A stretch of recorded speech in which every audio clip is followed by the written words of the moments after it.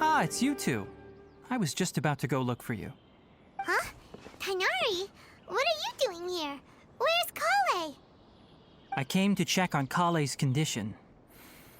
To put it simply, she's not well. You mean she's sick? How could she be... Oh, wait a minute. Could it be because of what Paimon did yesterday? No need to worry. Something as small as you could never harm her. This sickness is something that COLLEI has been dealing with for some time. COLLEI has been more excited than usual since you two arrived. A little too much so, to be honest. She hasn't remembered to take care of herself. I suppose it's understandable, though. She hasn't been around anyone she considered a friend for some time now. It must have been refreshing for her to have you two here. So, TIGHNARI, what's really wrong with COLLEI? Let's take this conversation elsewhere. COLLEI just fell asleep after taking her medicine. She needs some peace and quiet.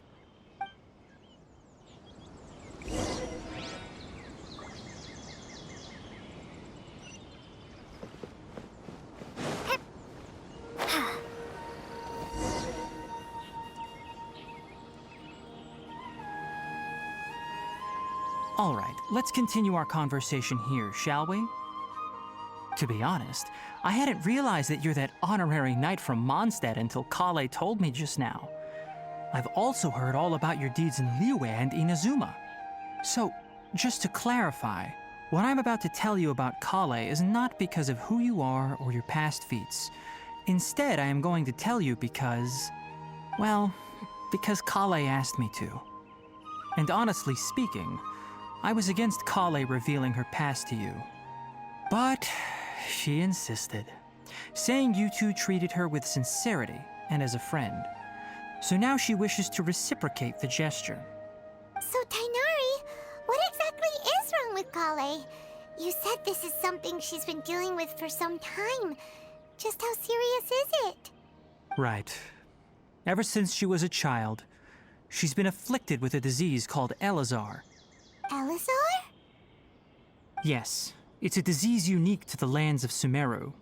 It is characterized by dark and hardened scales that form on the body. At first, the afflicted may only feel mild numbness on the affected area of the skin. However, as the disease progresses, one may begin feeling fatigued and even experience peripheral paresthesia. In its final stages, the disease strips a person of the ability to control their own body, and they effectively become completely immobile. That sounds terrifying. Wait, hold on. So when COLLEI seemed to be acting a little clumsy earlier, it was because... Correct. That would be the effects of Elazar, which is precisely why I do not want her carrying or holding anything, lest she ends up hurting herself. With appropriate treatment, the disease can be effectively controlled before it progresses to a more serious stage. However, there is unfortunately still no true cure for Elazar. Nevertheless, COLLEI'S mother still hoped that there was something out there. She handed COLLEI over to an organization known as the Fatui after one of their members lied and said they had a cure. What? The Fatui? Ah, it appears you are already familiar with them. That'll save me some explanation. Anyway, the person who eventually rescued COLLEI and brought her to me for care said that she had been given to a harbinger known as the Doctor. I have no idea how this doctor managed to do it, but her case of Elazar was completely stable for all the years that COLLEI was with them. However, COLLEI's days with the Fatui were anything but pleasant. COLLEI is a resilient individual and always tries to appear cheerful, but her experience with the Fatui has left deep scars. Even now, she can still feel deathly afraid of someone touching her. Oh, Paimon had no idea COLLEI's been through so much suffering. Oh, by the way, Paimon, COLLEI wanted me to tell you that she's sorry for scaring you yesterday. She also wanted both of you to know that she's sorry for hiding her illness. She doesn't need to apologize.